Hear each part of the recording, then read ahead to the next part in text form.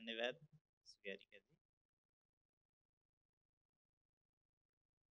Nepal clearing house लिमिटेडद्वारा आयोजित official announcement NPS national card switch तथा डोमेस्टिक कार्ड स्किमको यस महत्त्वपूर्ण घडीमा उपस्थित रहनुभएका नेपाल सरकारका महालेखा नियन्त्रक तथा सचिव तथा पेमेन्ट बोर्डका सदस्य डाक्टर गणेश पाण्डेज्यू, त्यसै गरी मेरा सहयोगी डेप्युटी गभर्नर निलमजी, त्यसै गरी एनसिएचएलका सञ्चालक समितिका अध्यक्ष तथा नेपाल राष्ट्र बैङ्कका कार्यकारी निर्देशक विश्वजी, उपस्थित रहनुभएका सबै राष्ट्र बैङ्कका मेरा सहयोगी कार्यकारी निर्देशक साथीहरू, ब्याङ्कर एसोसिएसन, विकास ब्याङ्क एसोसिएसन, त्यसै गरी वित्त कम्पनी एसोसिएसन लगायत वित्तीय क्षेत्रका विभिन्न सङ्घ संस्था छात्र सङ्गठनका प्रतिनिधि साथीहरू, अध्यक्षज्यूहरू, ब्याङ्क वित्तीय संस्थाका प्रमुख कार्यकारी अधिकृतज्यूहरू, सबै पिएसपी पिएसओ लगायत विभिन्न सङ्घ संस्थाबाट पाल्नुभएका साथीहरू, उपस्थित सम्पूर्ण आदरणीय महानुभावहरू, महिला सज्जनवृन्द, मिडियाका साथीहरू, नमस्कार, गुड इभिनिङ। सर्वप्रथम म पनि पूर्ववक्ता चाहिँ एनसिएचएललाई हार्दिक बधाई दिन चाहन्छु यो महत्त्वपूर्ण अवसरमा। नेपाल सरकारले 2019मा डिजिटल नेपाल फ्रेमवर्क जारी गर्यो, जसमा 8वटा सेक्टर 80 इनिसिएटिभ्स रहेका थिए। ती 8वटा सेक्टरमध्ये एउटा महत्त्वपूर्ण सेक्टर इकोनोमीलाई कसरी डिजिटलाइज गर्न सकिन्छ भन्ने सन्दर्भमा फाइनेन्सियल सेक्टर फाइनेन्सलाई लिएको थियो। फाइनेन्सभित्र 80वटा इनिसिएटिभ्समध्ये 8वटा इनिसिएटिभ्स यो सेक्टरभित्र राखिएको थियो र ती इनिसिएटिभमध्ये फर्स्ट फरमोस्ट इनिसिएटिभ्सलाई चाहिँ नेपालमा स्विच नेसनल गेटवे स्थापना गर्ने भनेको थियो। जुन उद्देश्य, जुन अब्जेक्टिभ नेपाल सरकारले लिएको हो डिजिटल नेपाल फ्रेमवर्कभित्र बसेर, त्यो मध्येका अरू अधिकांश कामहरू भइसकेका छन् भने यो नेसनल पेमेन्ट स्विचको काम पनि 2021बाट रिटेल पेमेन्ट स्विचको स्थापनाबाट सुरु भयो र आज त्यसको अन्तिम लेगको रूपमा यो national card, domestic card scheme through हामी पुरा गर्दैछौँ। यो महत्त्वपूर्ण ऐतिहासिक अवसर सृजना गर्नुभएको, दिनुभएको, लागि पर्नुभएकोमा म एनसिएचएल परिवार, एनसिएचएलको बोर्ड सदस्यहरू सबैलाई र योसँग सम्बद्ध आबद्ध सबै संस्थाहरूलाई हार्दिक धन्यवाद दिन चाहन्छु। यो धन्यवाद पछाडि कारण के त भन्दा मेरो कार्यकालको अन्तिममा भए पनि मलाई नै यो उद्घाटन गर्ने अवसर दिनुभयो, कार्ड पाउने अवसर दिनुभयो। त्यस अर्थमा पनि मैले धन्यवाद दिइरहेको हो। कहिलेकाहीँ के हुन्छ भने अलिकति टाइम ल्याग भयो भने यही कुरो 6 महिना पर जान सक्छ, वर्ष दिन पर जान्छ। हाम्रो वातावरणमा हामीलाई थाहा छ। यस अर्थमा पनि यो समयमै यहाँहरूले ल्याउनु भएको छ। यो महत्त्वपूर्ण कामको सुरुवात भएको छ। ब्याङ्क वित्तीय संस्थाका साथीहरूलाई थाहा छ कार्डको भ्यालु, त्यसमा पनि डोमेस्टिक कार्डको भ्यालु, नेसनल कार्डको भ्यालु। अहिले चलिरहेका कार्डहरू हामीले जुन चलाइरहेछौँ, त्यहाँ अघि प्रेजेन्टेसनमा आयो संसारभरि सबैभन्दा बेसी युनियन पेको, त्यसपछि भिजा, त्यसपछि अरू कार्डहरू मास्टर हुँदै, तिनमा हामीलाई थाहा छैन साइलेन्ट फिचरहरू आफ्ना ठाउँमा छन्, साइलेन्ट कस्टहरू आफ्नो ठाउँमा छन्।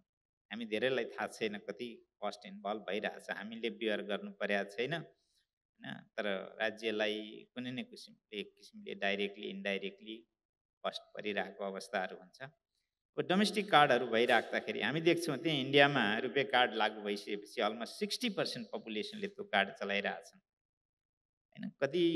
कति बचत हुन्छ, नेसनल स्विच हुने साथ कति बचत भयो भन्ने कुरो अहिलेको प्रेजेन्टेसनबाट पनि हामीले देख्यौँ। 1 महिनामा 6 खर्बको चाहिँ आरपिएस थ्रु रुटेड भएको छ। हेर्नुहोस् त, 6 खर्ब। कति मान्छेलाई सहजता भयो रिटेल पेमेन्टले, कति कस्ट घट्यो होला, त्यसबाट कस्टलेस कारोबार गर्न पायो होला। अघि यहाँ अध्यक्षज्यूले एनाउन्स गर्नुभयो अझै एनसिएचले त 500सम्मको अब बिना कस्ट नै रिटेल पेमेन्टको मोडहरू प्रयोग गरिदिने भनेर। यस अर्थमा यस्तो यस्तो गेटवेको अथवा यस्तो स्विचको भ्यालु यहाँ ब्याङ्करहरू सबै पेमेन्टसँग रिलेटेड साथीहरू हुनुहुन्छ, यहाँहरूलाई थाहा छ।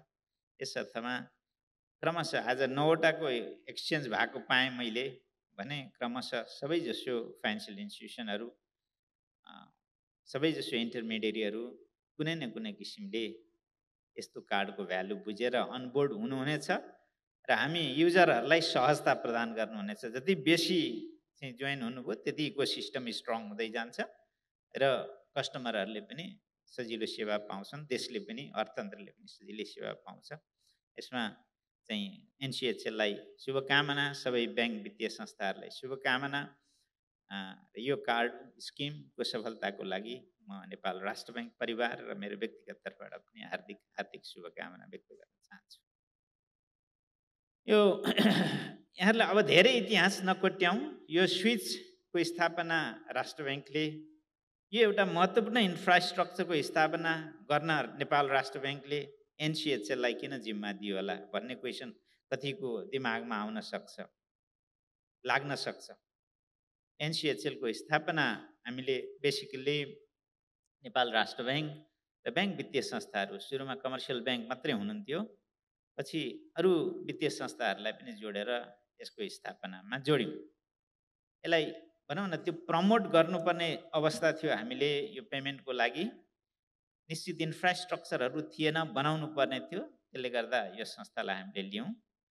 बिचमा जब यो डिजिटल नेपाल फ्रेमवर्क हामीले ल्यायौँ, नेपाल सरकारले ल्यायो, त्यसपछि जब नेसनल स्विचको कुरा आयो, गेटवेको कुरा आयो, कहीँ कतै अलिकति गेटवे अर्कै किसिमबाट त्यो कहाँ कता सुरुवात भएको अनुभूति भयो हामीलाई कि त्यो गेट चाहिँ सार्ने कुरो हो कि यताउता हो कि भन्ने जस्तो कुराहरू आयो। अनि यो त पेमेन्ट रिलेटेड विषय हो, नेपाल राष्ट्र ब्याङ्क यसमा पर्टिकुलर हुनुपर्छ भनेर हामीले चाहिँ नेपाल राष्ट्र ब्याङ्क आफै अगाडि बढेर यसको डेभलपमेन्ट, यसमा लाग्नुभन्दा हामीसँग एक खालको डिजिटल पब्लिक इन्फ्रास्ट्रक्चर डेभलप गर्नको लागि हामी सबै मिलेर बनाएको यो संस्था छ भने किन यसलाई जिम्मा नदिने त, किन यसलाई नलाउने त भनेर एनसिएचएललाई नेपाल राष्ट्र ब्याङ्कको सञ्चालक समितिले जिम्मा दियो।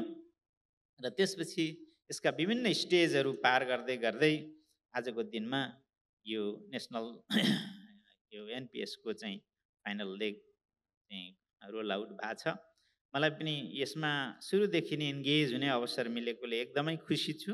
यहाँहरूलाई जिम्मेवारी दिनेदेखि लिएर इभन अगाडि पनि यसको बोर्डमा समेत बसेर केही यसलाई डेभलप गर्ने अवसर मैले पाएको थिएँ। आज यो डिजिटल ट्रान्सफर्मेसनमा जुन खालको चाहिँ नेपालले उपलब्धि हासिल गरेको छ, त्यसमा एनसिएचएल लगायत अरू कयौँ फिनटेक इन्स्टिट्युसनहरू, पिएसओहरूको चाहिँ राम्रो रोल भूमिका छ। त्यसमा चाहिँ यहाँहरू वास्तवमा भन्यो भने नेपालको अर्थतन्त्रमा एउटा महत्त्वपूर्ण गेम चेन्जरको रूपमा हुनुहुन्छ भन्दा केही फरक पर्दैन। किनभने यतिको रिजल्ट निकालेर काम गर्ने संस्था धेरै कम हुनुहुन्छ हैन। यहाँ अघि देखिसक्नुभयो कि 6 खर्बको झन्नै कारोबार एनपिएस थ्रु रुटेड भएको छ हैन। महिनामा नेपाल पे अथवा अरू क्युआर मार्फत भएको पेमेन्ट, मोबाइल ब्याङ्किङ मार्फत भएको पेमेन्ट, अरू चाहिँ फास्ट पेमेन्ट मेकानिजम मार्फत भएको पेमेन्ट, नेपाल सरकारको पेमेन्टमा 100% चाहिँ खर्चहरू चाहिँ अनलाइन नै भएको, क्यास डिस्बर्समेन्ट नहुनुपर्ने सिचुएसन क्रिएट भएको, यहाँहरू जस्तै सबै यो क्षेत्रमा लागेको साथीभाइहरूको योगदान स्वरूप भएको हो। यस अर्थमा हामीले गर्व गर्नुपर्छ। यहाँहरू सबै बधाईको पात्र हुनुहुन्छ। यहाँहरू सबैले गरेको कामको लागि म धेरै धेरै यो वित्तीय क्षेत्रको नेतृत्व दायी संस्थाको लिडरको हिसाबले यहाँहरू सबैलाई धेरै धेरै धन्यवाद दिन चाहन्छु, आभार व्यक्त गर्न चाहन्छु। यहाँहरूका प्रत्येक इन्स्टिट्युसनका प्रत्येक स्टेपहरूले यो अभियानलाई, यो जर्नीलाई सहयोग पुर्याएको छ। यति भन्दै म पुनः यो कार्यक्रम मार्फत नेपाल जुन पेमेन्ट स्विचको, नेसनल पेमेन्ट स्विचको स्थापना भयो, यो कार्डको सुरुवात भयो, यसको सफलताको कामना गर्दै बिदाई हुने अनुमति चाहन्छु। धन्यवाद, नमस्कार।